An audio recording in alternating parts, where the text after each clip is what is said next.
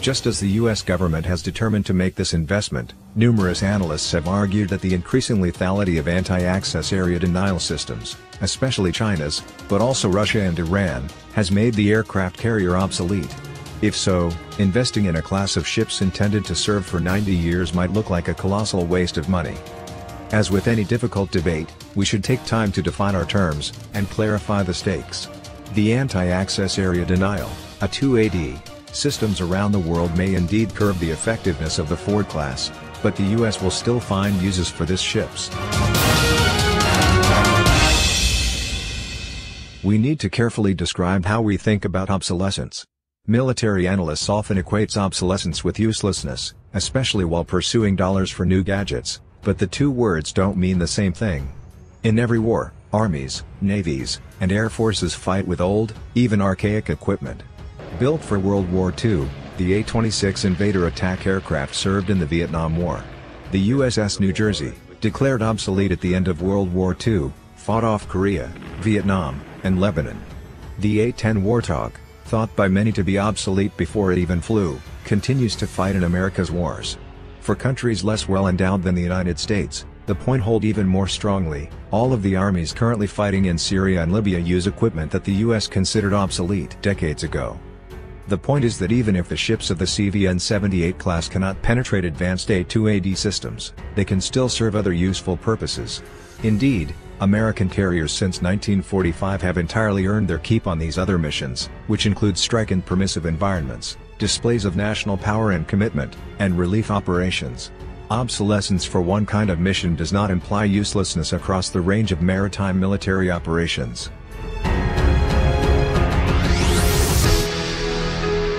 People have predicted the obsolescence of the aircraft carrier since the end of World War II.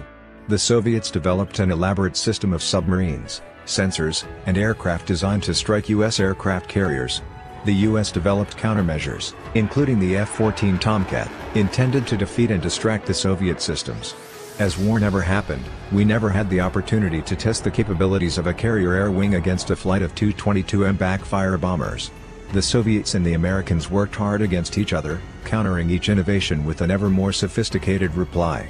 Each iteration led to a different constellation of power and vulnerability. The bombers had the upper hand at some points, and the carriers at others. The next generation of A-2AD capabilities will have a similarly non-linear character. While Chinese missiles might have the range and terminal maneuverability to find U.S. carriers, missile defense and electronic countermeasures might make the missiles ineffective to the point of uselessness. Similar improvements in anti-submarine technology could limit or eliminate the vulnerability that carriers face against undersea threats. Carriers that become obsolete may not stay that way.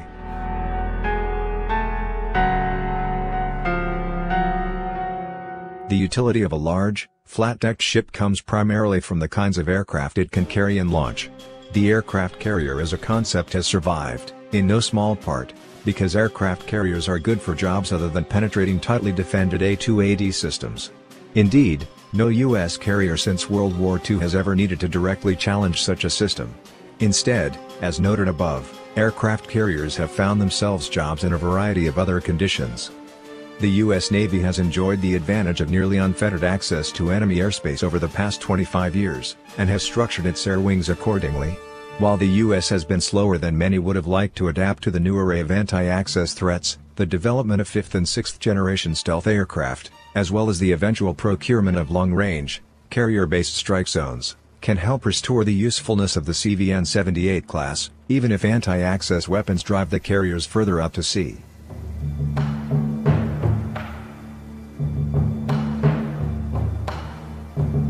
Plenty of world-beating weapons quickly become obsolete.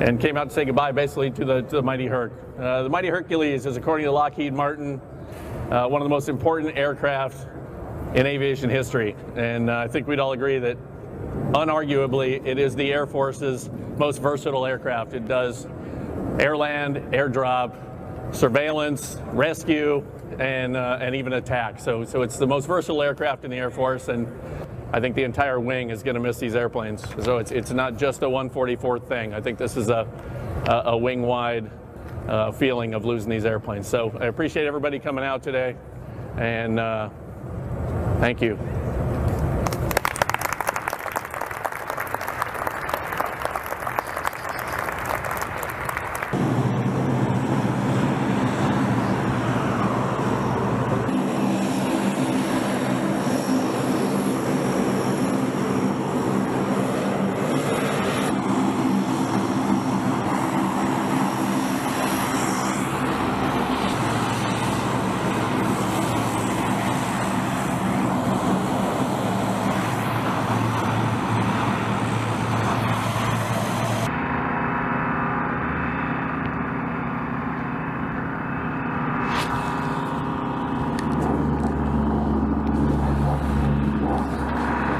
Already the envy of the world. But while the Ford looks much like its predecessors, it has key technological advances that shine a light on what US military planners envision as the future of naval warfare. Named after President Gerald Ford, the $12.9 billion Titan is the first of 4 planned ships in its class. The new Ford-class carriers will feature an improved nuclear reactor with 3 times the power generation capacity as the Nimitz class. This outsized power generation capacity provides the Fords an opportunity to grow into new technologies that come up during their service life. With ample power to draw from, the Fords could one day house directed energy weapons like the Navy's upcoming railgun. Improved technology means that the island, or the tower on the deck of the carrier, can be moved further aft, toward the tail end of the craft. This smaller, more out-of-the-way island means that there will be more room and accessibility for the aircraft on the deck, which will improve maintenance times and turnarounds. Navy planners estimate that the new design will help carriers generate an additional 33% more sorties. When aircraft land, they'll be able to come back, refuel, rearm, in kind of a pit-stop model. Really modeled after NASCAR, Captain John F. Mayer, the commanding officer of Gerald R. Ford, said of the new design. The Navy's dual-band radar, DBR, operates simultaneously on 2 frequencies, enabling the radar to effectively classify low-altitude planes and missiles. The radar works both to track incoming aircraft and missiles and to support outgoing weapons and planes. Only the first Ford-class carrier, the USS Gerald R. Ford, will carry the DBR. Navy planners are currently evaluating candidates to provide an enterprise air surveillance radar, which they estimate could save $120 million. Another improvement on the Nimitz design, the AG on the Ford class will help accommodate a broader range of aircraft and offer a less jarring landing than the Navy's current Mk7 Mod 3 and Mk7 Mod 4 designs. But like other systems on board, the AG is facing problems. Recently the Navy said it was considering alternatives for future carriers, but that the USS Gerald R. Ford would still bounce of cargo more than 5,500 miles, the distance from Dover Air Force Base in Delaware to Incirlik Air Base in Turkey, without refueling. Without cargo, that range jumps to more than 8,000 miles. It can carry up to 36 standard pallets and 81 troops at the same time, or a wide variety of gear, including tanks, helicopters, submarines, equipment, and food and emergency supplies. The C-5M also set 45 aviation records in one flight. Because of previous budget cuts as well as sequestration, the Air Force has already moved 12 C-5S and C-5MSUPERs into backup aircraft inventory, which means we still have the aircraft but lost all manning and funding to operate them, Air Mobility Commander General Carlton D. Everhart II told lawmakers at the end of March. Everhart also said the C-5 inventory had fallen from 112 C-5s a few years prior to just 56 now. In the coming years, the Air Force wants to move at least 8 of the mothballed C-5MSUPERs back into service. Using newly allocated funds, we're going to buy back 2 a year for 4 years, if we're able to have a predictable budget to get the fleet back to higher quality, Lieutenant General Jerry D. Harris, the Air Force Deputy Chief of Staff for Strategic Plans and Requirements, told the House Armed Services C-5MSUPER and Projection Forces Subcommittee this week.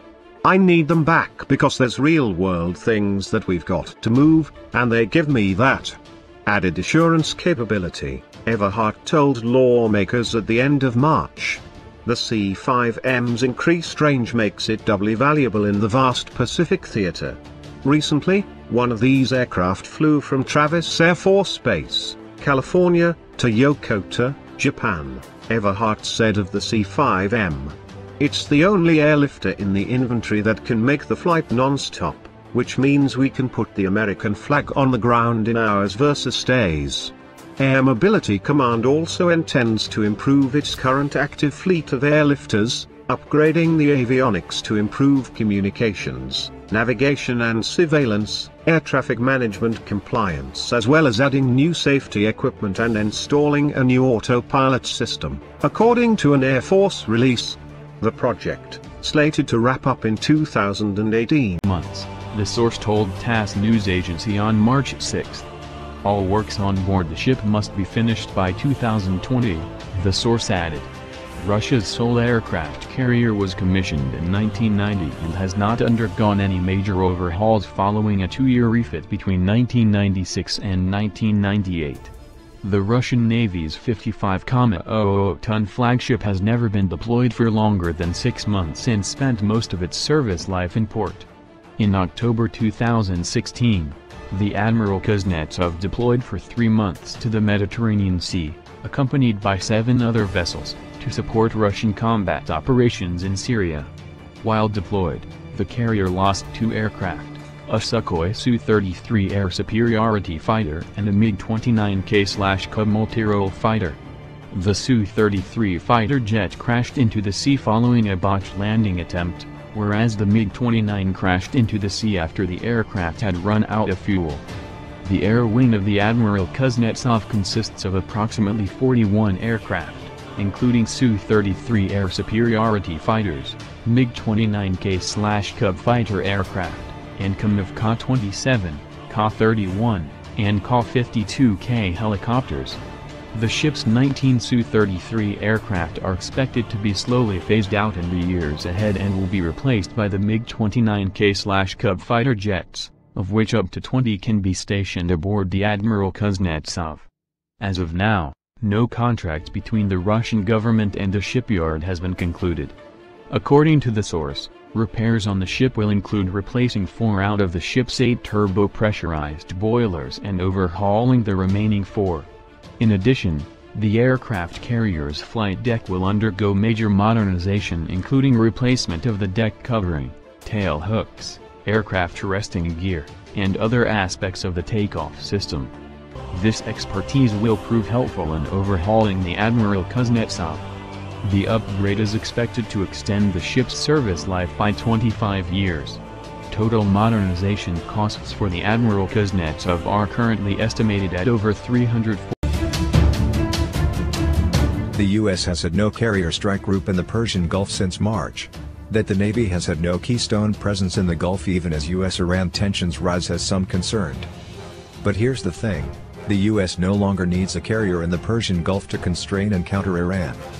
The F-35 Joint Strike Fighter is why, more precisely, the F-35B variant's ability to perform vertical takeoffs and landings on the Navy's Wasp-class and America-class amphibious assault vessels. That ability enables the Navy and Marine Corps to employ exceptional air and ground strike aircraft without using an aircraft carrier. In operational terms, it means the U.S. has new means of dominating enemy aircraft and in supporting Allied forces on the ground. The critical factor here is that the F-35B is far more capable in air-to-air combat than the platform which it replaces, the Harrier jet. In fact, in global terms, the F-35Bs are only outmatched by other F-35 variants and the F-22. So where the amphibious assault vessels have previously had to operate have sent a potent air-to-air threat, they can now operate just about anywhere. Guess where the US currently has one such vessel? Very close to Iran. The USS Essex is in the Arabian Sea just south of the Persian Gulf. And as with most deployed amphibious assault vessels, the Essex is carrying a Marine Expeditionary Unit. Consisting of more than 2,100 Marines, and a complement of tanks and armored vehicles, this navy also consists of F-35Bs from Marine Fighter Attack Squadron 211. That squadron recently carried out strikes on the Islamic State in Afghanistan, but could also destroy Iranian ground, air, or naval targets if needed. More broadly, the F-35Bs significantly boost the Navy's power projection capability. After all, when all the Navy's 9 amphibious assault vessels are eventually equipped with F-35Bs, they'll complement the Navy's 11 aircraft carriers. Although the aircraft carriers can carry many more jets than the amphibious assault ships, taken together